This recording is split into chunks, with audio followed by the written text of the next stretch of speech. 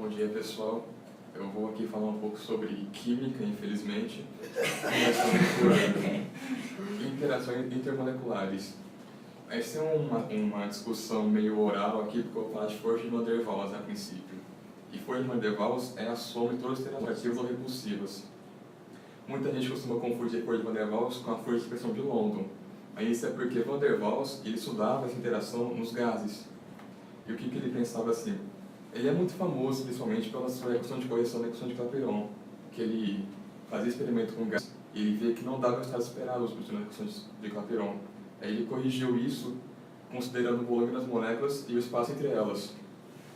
Aí com essa equação, junto com as forças que ele fez, ele ganhou o Prêmio Nobel de Física em 1910. Com as forças de Van der Waals, ele estudou uma interação entre as moléculas de um composto. Mas ele não sabia definir bem o que ele não conseguiu descobrir o que eram essas forças. A que ele chegou mais perto foi a força de dispersão de London, a de polo induzido e de polo induzido. Por isso que muitas pessoas associam a força de Van der Waals com a força de dispersão de London. Alguns materiais até trazem isso, mas não faz muita diferença não. Mas a força de Van der Waals, como ele não conseguiu definir bem nenhuma das forças, ele só identificou que existem elas, e a gente diz que a força de Van der Waals é o somatório de todas as forças atrativas ou repulsivas. E ele... Futuramente, outras pessoas descobriram que são essas forças. London, por exemplo, descobriu a força de polo induzido. Debye descobriu a força de polo permanente e polo induzido. E aí veio Keston, eu acho, que descobriu a força de polo, que seria de polo permanente e polo permanente. E agora a gente vai ouvir um pouco mais sobre elas. Deixa eu te falar, Gatich.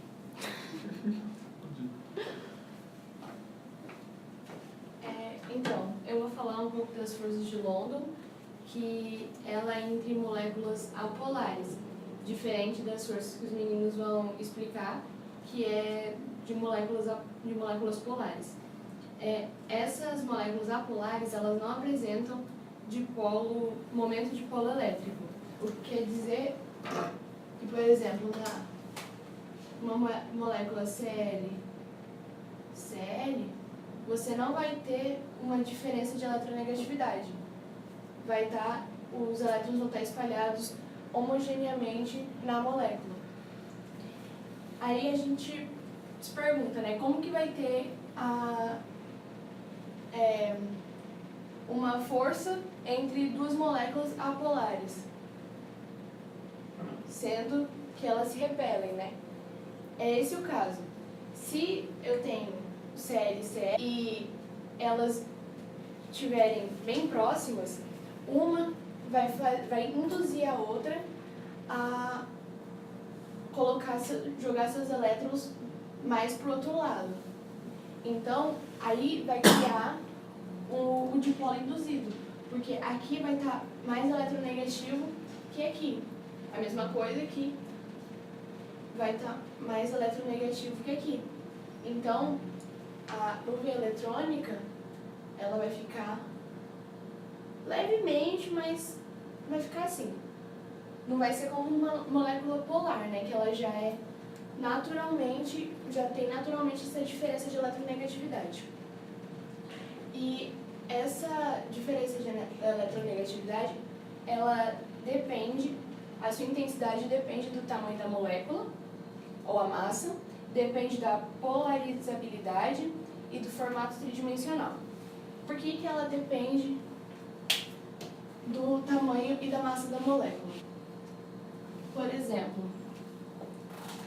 se nós pegar o butano,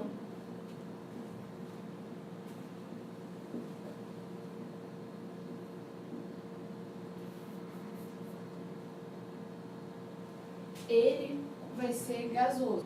Porque, se nós formos comparar com o heptano,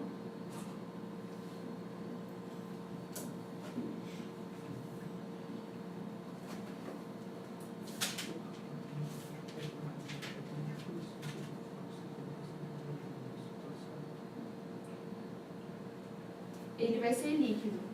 Porque esse daqui, ele tem maior parte para interagir. E esse daqui tem menor parte para interagir. Então, vai implicar que esse daqui, ele vai ter uma ação, logo, ele vai estar no estado líquido. Porque ele vai ter um maior grau de ebulição. Já no caso da polarizabilidade, é porque se você pegar uma molécula mais elétrons, que ela tiver mais camadas, ela vai ter uma maior probabilidade de ocorrer o dipolo induzido e induzido.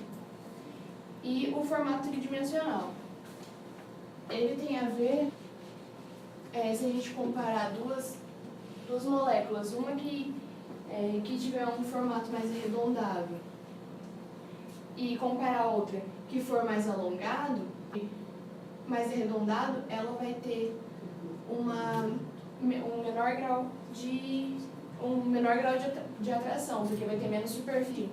Já do alongado, ela vai ter um maior grau de atração, porque vai ter uma maior superfície para interagir.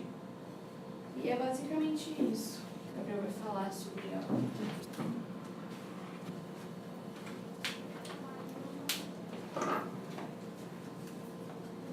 Depois faz exercício.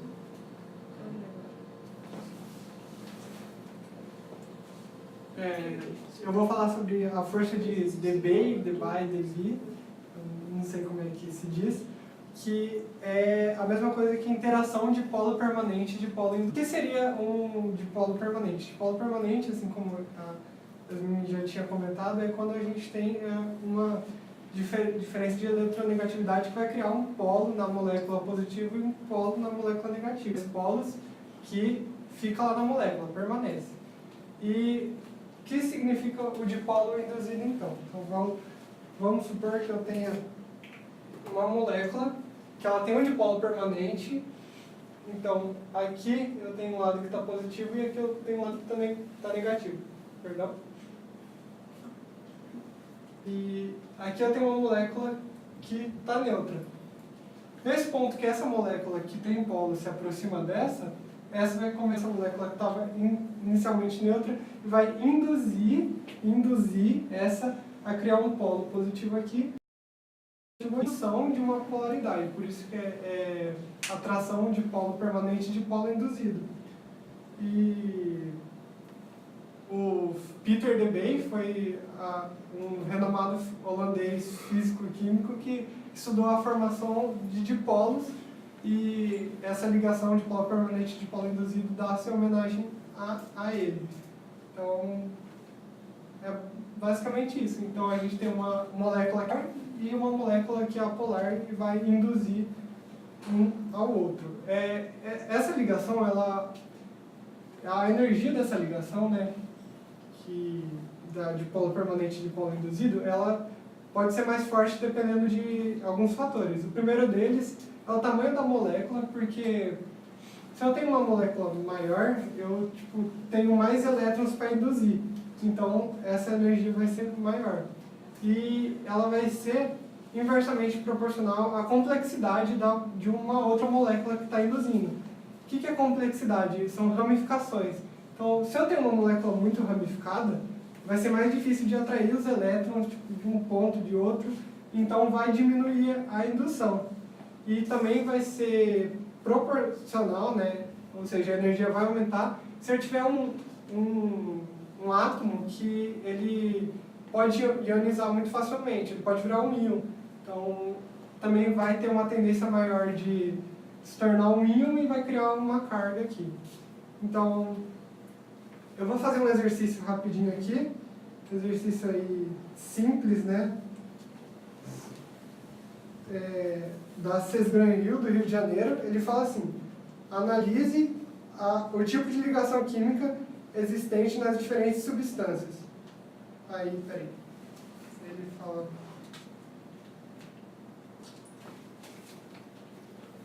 Ele fala do Cl2. Ele fala do HI, H2O,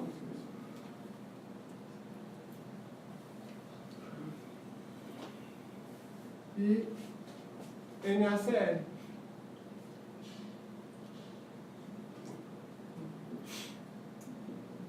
E agora que eu vi, não é melhor fazer exercício depois de explicar tudo?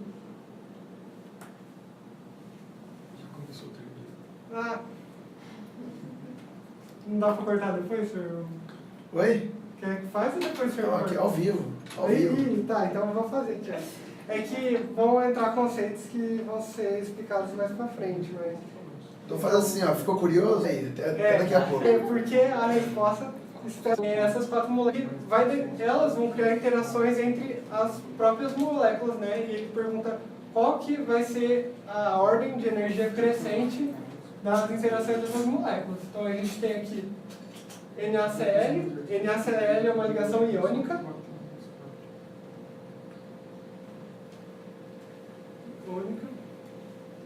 H2O é ligação de hidrogênio.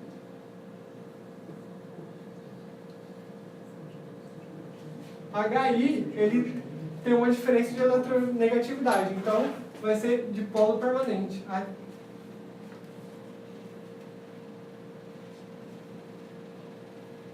E Cl2 é basicamente dipolo. Então a gente tem isso daqui, né? E por que vai ser explicado daqui a pouquinho, a gente sabe que a ligação iônica ela é mais forte que qualquer tipo dessas ligações, porque aqui é uma ligação que é tipo entre duas moléculas, entre íons, ela é muito mais forte que essas. A ligação de hidrogênio é mais forte que essas e a ligação de polo permanente é mais forte que de polo induzido. Então, basicamente, essa vai ser a ordem aí crescente de forças. E é isso aí.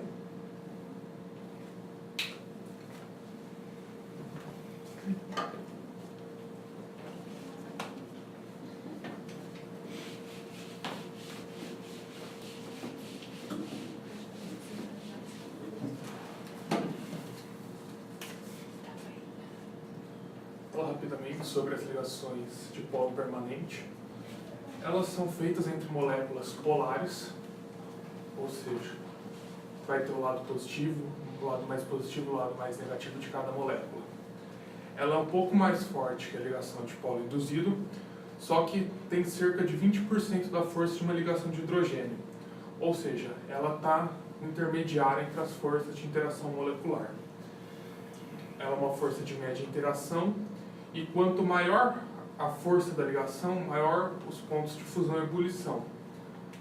Então, uma ligação que forma um dipolo permanente, o ponto de fusão e ebulição dela tende a ser menor que o da água, que forma uma ligação de hidrogênio. Na tabela periódica, a eletronegatividade cresce para a direita e para cima, sendo hidrogênio uma exceção e os gases nobres também não fazem parte dessa classificação. O que tem maior eletronegatividade é o flúor, que tem 4, em seguida o oxigênio, que tem 3,5, em seguida nitrogênio com 3 e cloro com 3. Como que eu vou saber quando uma ligação vai ser de polo permanente, quando ela vai ser uma ligação iônica, ou covalente polar e apolar? Se a energia do átomo 2 menos a energia do átomo 1 é maior ou igual a 1,7, vai formar uma ligação iônica.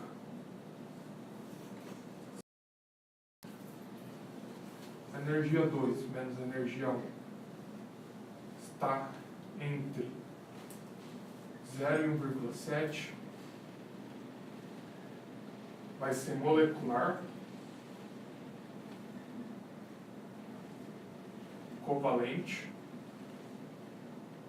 polar. Ou seja, todas as substâncias compostas vai ter uma diferença. Então, uma substância composta ou é iônica ou é covalente polar. Molecular, covalente polar.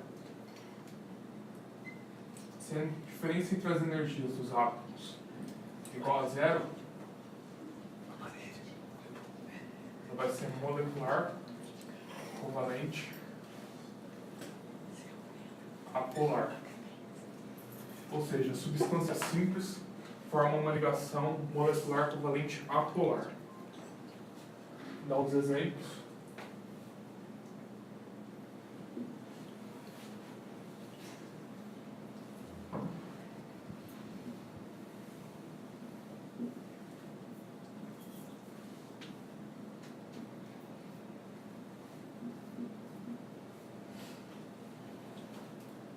O LCl3, o Cl é o negativo, o L é o positivo. A eletronegatividade do cloro é 3, do alumínio é 1,5. Então esse composto será covalente polar, molecular covalente polar. Uma exceção que a gente pode citar, o HF, apesar do hidrogênio. Caio, você tem chave? Não xinga não, Emílio. Não faço isso não. Depois você fecha, tá, filho? Sim, senhora. A Rafa vai depois do intervalo. Tá, joia. Apesar do flúor ter eletronegatividade 4, hidrogênio 2,1, esse é um composto covalente polar.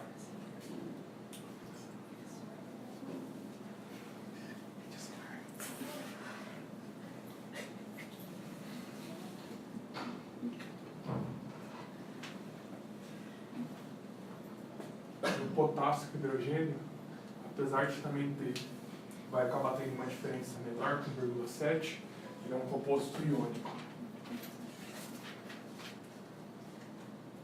O do potássio, se não me engano, a eletronegatividade 0,9. Vou fazer um exercício do ITA, bem básico agora.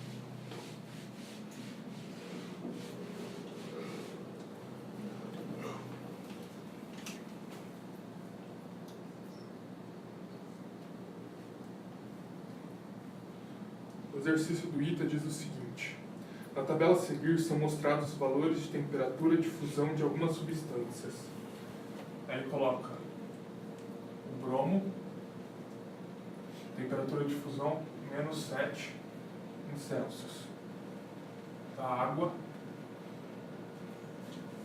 0 Celsius. Sódio, 98 Celsius. Brometo de sódio, 747 Celsius. E o silício, 414 graus Celsius. Ainda não foi explicado sobre ligação de hidrogênio, mas eu já disse que é uma ligação mais forte que a dipolo permanente.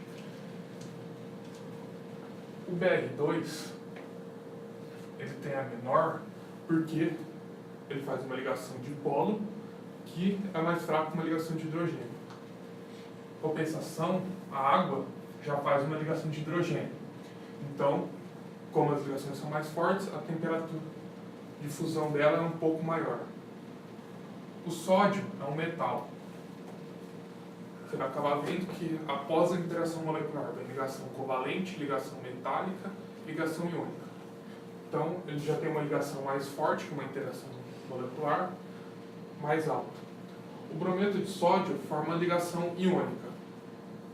Então, consequentemente, a temperatura de fusão dele é maior. Já o silício é um metal, só que, como são muitos átomos juntos, ele acaba tendo uma ligação mais forte e a temperatura de fusão dele também fica maior. Chá para explicar a ligação de hidrogênio.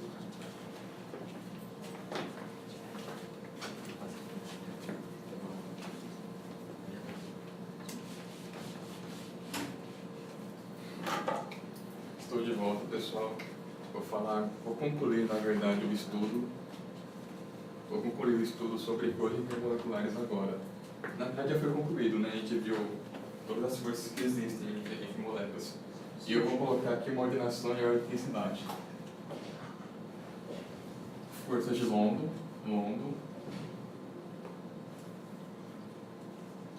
Aqui vai ser dipolo induzido. Dipolo induzido. Que é as forças de Debbie. E o dipolo permanente. Ou simplesmente dipolo.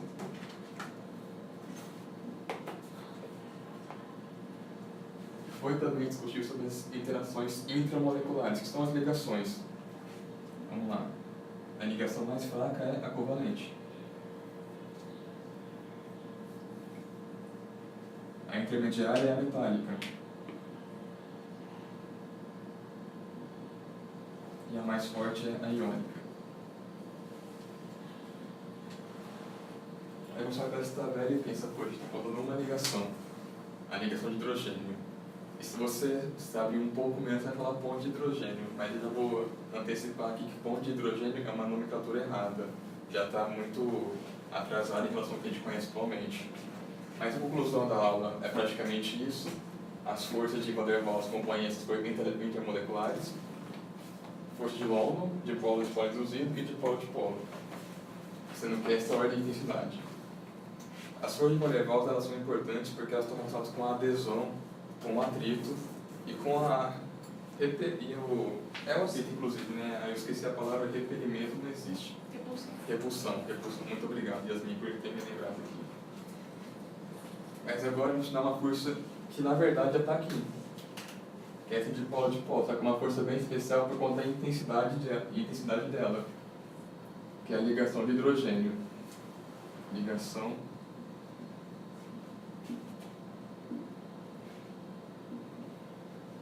de hidrogênio. Se você está nesse vídeo, você provavelmente já passou pelo ensino médio ou está nele, só que um nível bem mais avançado do que ele. E você sabe que no ensino médio a ligação de hidrogênio é praticamente a única que importa. Você vai ver uma apostila lá de intermoleculares, 3 vai ter uma questão clássica aqui e 20 vai ter questão de seguir. A ligação de hidrogênio é a que mais importa, é a que a gente mais estuda, é a que a gente mais sabe. Então eu não vou focar muito em explicar o que é a ligação de hidrogênio, porque você provavelmente já sabe. Ela acontece com H ligado ao FON, sendo que H é o polo positivo, e o FON seria o polo negativo, e tu sabe que a água faz isso, sabe que o ácido fluorídrico faz isso. Isso aí todo mundo já sabe, todo mundo que está nesse meio, todo mundo já sabe. Então agora a gente vai falar sobre as consequências da ligação de hidrogênio, o que ela causa, por que ela é importante. Se ela não acontecesse, se ela não fosse tão especial, a gente não estaria vivo até agora. A gente não estaria vivo, não sei nem se teria humano na Terra para sobreviver, né? Porque ela está associada à densidade menor do gelo em relação à água. Quando a gente fala de estado sólido, líquido e gasoso, a gente fala que o gasoso tem um momento caótico das moléculas, muito desordenado. O líquido é um pouco mais ordenado, só que ainda assim é um momento bem livre. E o sólido é um momento bem só de vibração praticamente, eles são bem grudados. Sendo assim, por que o gelo flutua na água se ele deveria ser mais denso? Isso é explicado pela ligação de hidrogênio. E tem também uma coisa bem especial que também é muito comentada no ensino médio, que é a tensão superficial da água. Vou comentar sobre os dois aqui, através de desenhos com mais profundidade, como foi dito na primeira parte de Van der Waals. Vamos lá. Tensão superficial. O que é a tensão superficial? Ela vem pela ligação de hidrogênio. Vamos colocar uma molécula aqui em vermelho. Suponha que isso aqui é uma molécula de água, tá? Pura. Deixa eu diminuir isso, não vou poder ver muitas moléculas.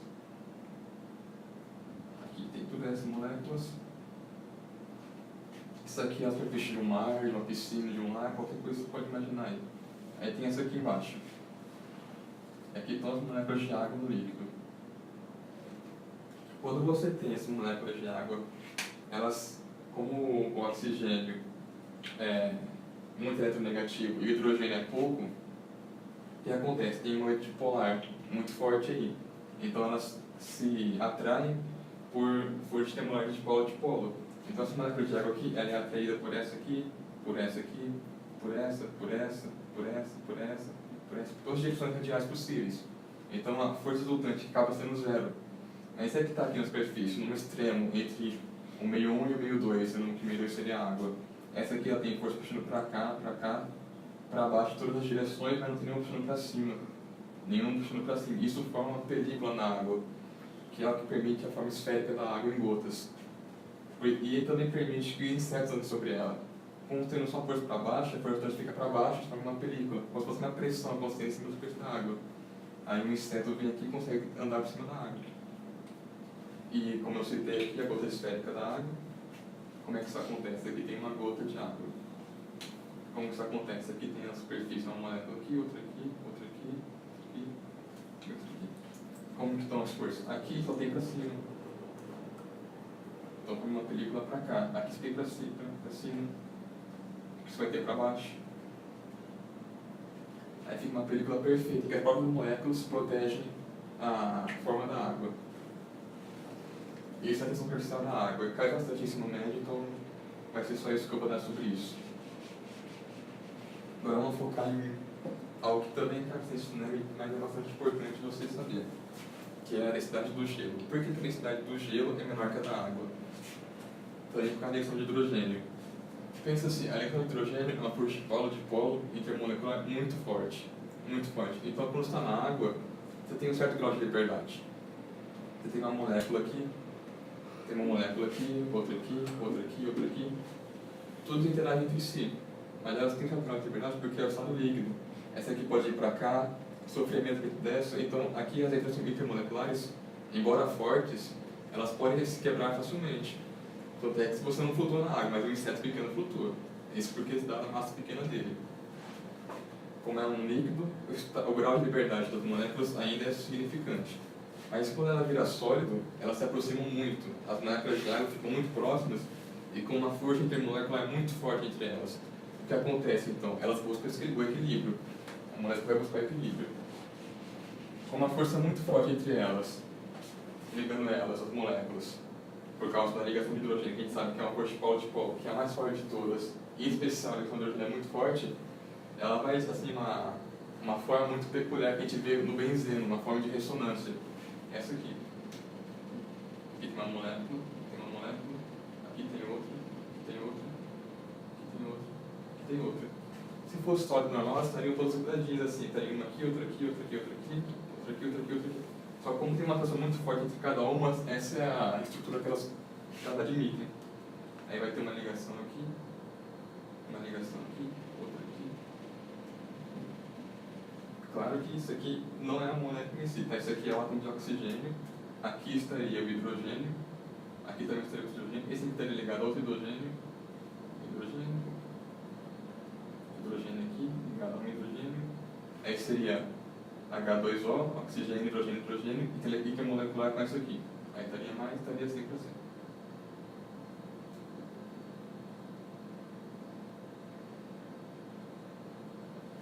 Essa seria a nossa fórmula do gelo, estrutural do gelo. Por que isso significa que o gelo é menos denso que a água? Olha o espaço vazio que tem aqui. Isso aqui não é isso não, tá, gente? É só para indicar o espaço vazio. Olha o espaço vazio que tem aqui. A forma estrutural do gelo é inteiramente composto por esse espaço vazio no hexágono. Então, a volume acaba aumentando, mas com massa inexistente, não tem matéria aí dentro. É só espaço vazio. Então, o volume aumenta para a mesma massa. Por isso que a densidade diminui. A gente sabe que a densidade é a massa sobre o volume. Se você congela a água, a massa vai ser a mesma, só que o volume vai acabar aumentando. Por isso que a densidade do gelo é menor que a água e ele flutua na água. Essa é uma grande e boa consequência para a gente da ligação de hidrogênio, senão os icebergs afundariam na água. E por que ela é tão especial? O que explica essa ligação de hidrogênio? A gente sabe que o átomo de hidrogênio ele é assim, é um pontinho com um elétron.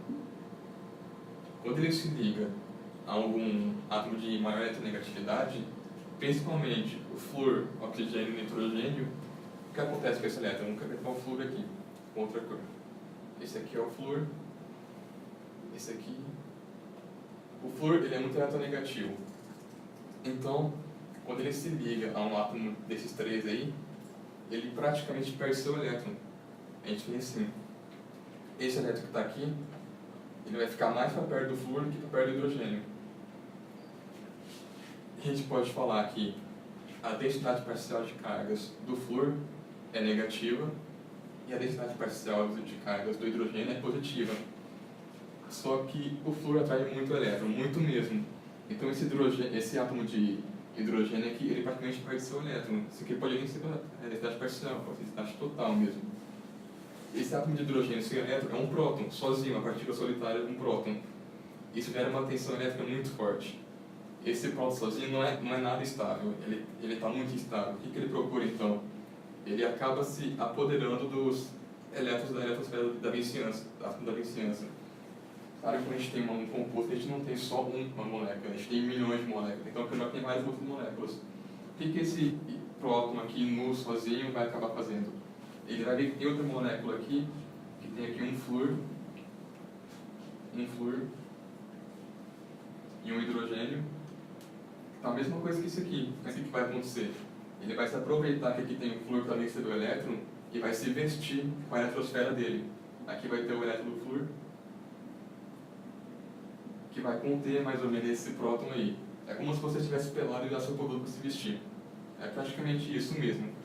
E por que isso acontece só com o FON? Sendo que o cloro é tão negativo quanto o nitrogênio. Por causa do seguinte, se ele tem que usar isso aqui para se vestir com outro elétron, com a eletrosfera do átomo vizinho, se o átomo for muito grande, como é o caso do cloro, e por exemplo ele é tão grande, ele já tem uma grandeza considerável em relação ao hidrogênio, que é o menor átomo da natureza, como é que vai funcionar? Vamos supor que aqui é o cloro. A gente vai ter uma distribuição desse tipo aqui. Você concorda que tem muito mais espaço para ele se movimentar? E pode acabar não estando na eletrosfera do hidrogênio, que ele é muito menor? O hidrogênio é isso aqui. Olha só o espaço que o elétron pode estar, pelo tamanho do átomo do cloro. E olha o espaço que o hidrogênio consegue se vestir em relação ao tamanho total agora. Com o flúor, por ser um átomo pequeno, a área que ele cobre é maior do que a do hidrogênio, que ele pode cobrir hidrogênio. Mas ainda assim, né, não é tão grande em relação a isso. Então tem uma certa probabilidade de ele conseguir vestir sim o próton. É como se fosse o seguinte, eu vou fazer um desenho melhor aqui. Se eu tenho um átomo aqui e um átomo de hidrogênio aqui, a eletrosfera desse aqui acaba interferindo nesse átomo de hidrogênio, que virou só um próton. Se eu tenho um átomo muito grande, átomo de hidrogênio aqui, qual que é a eletrosfera dele?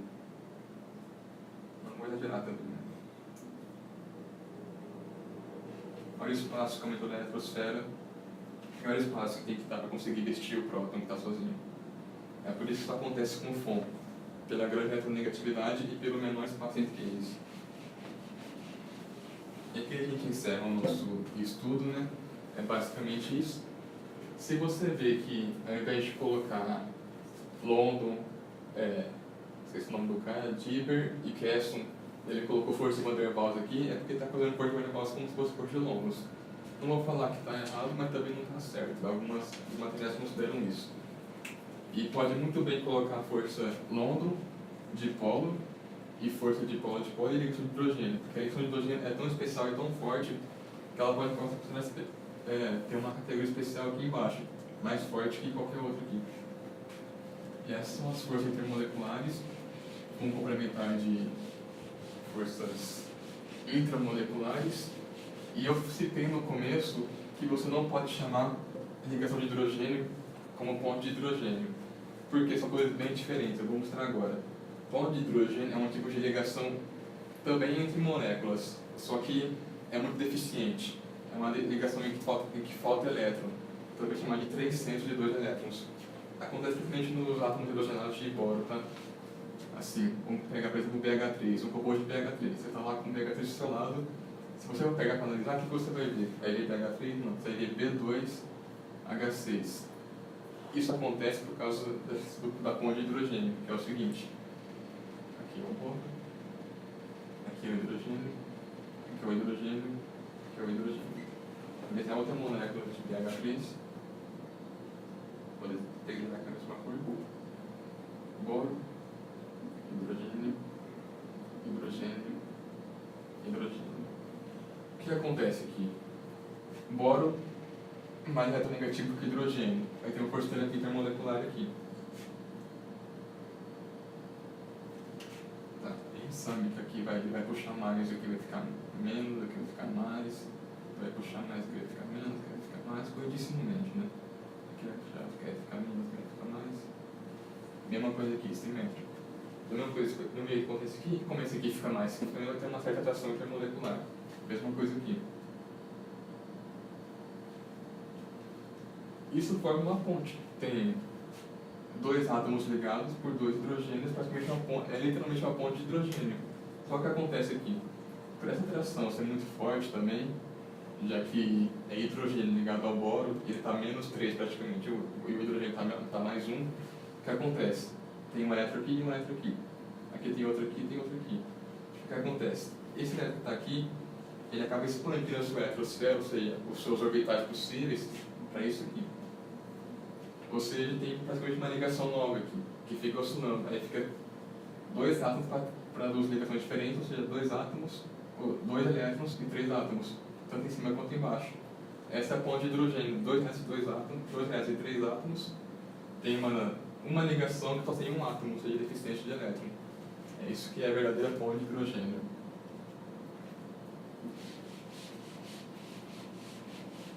E aqui a gente acaba o nosso estudo de forças intermoleculares com a análise também de forças intermoleculares.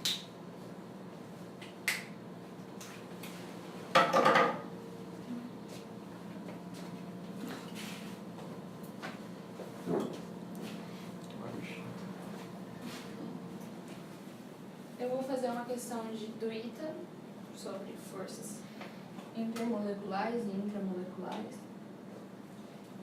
Ela fala sobre a temperatura de ebulição de um líquido, são feitas as afirmações. Aí fala que aumenta, que a temperatura de ebulição aumenta com o aumento da força de ligação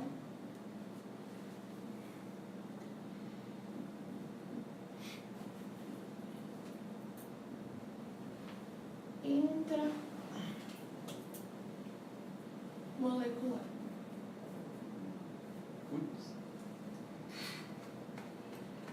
Isso aqui vai ser falso. Por quê? Durante o processo de ebulição, a força de ligação intramolecular, ela não vai interferir, não vai ocorrer alteração nessa força de ligação intramolecular, então não vai ocorrer aumento, ela vai continuar normal. Já a 2 fala que a temperatura de ebulição aumenta com o aumento da força de ligação, mas dessa vez é intermolecular.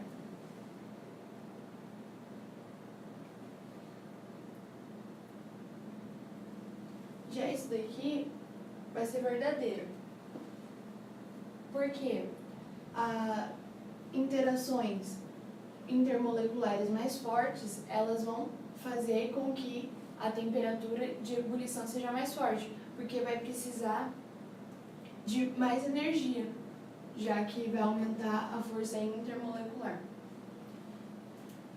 Alternativa 3. Fala que a temperatura de ebulição aumenta com o aumento da pressão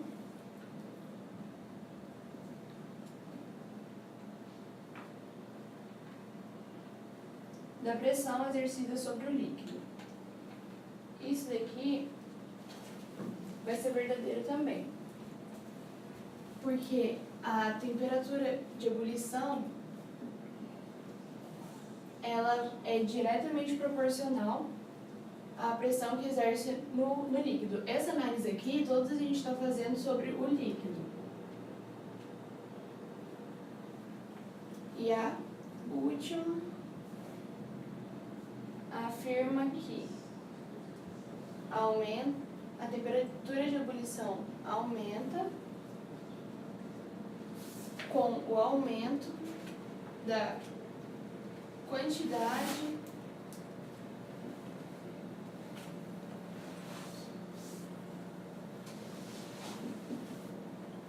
de sólido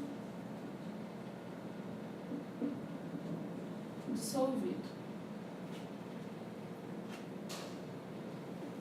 Aqui nós sabemos que é verdadeira também, por conta da explicação que nós três demos, que foi que a massa, quanto maior a massa, maior vai ser a temperatura de ebulição, porque vai ter mais atração, vai ser maior o campo de atração entre elas. E é só isso.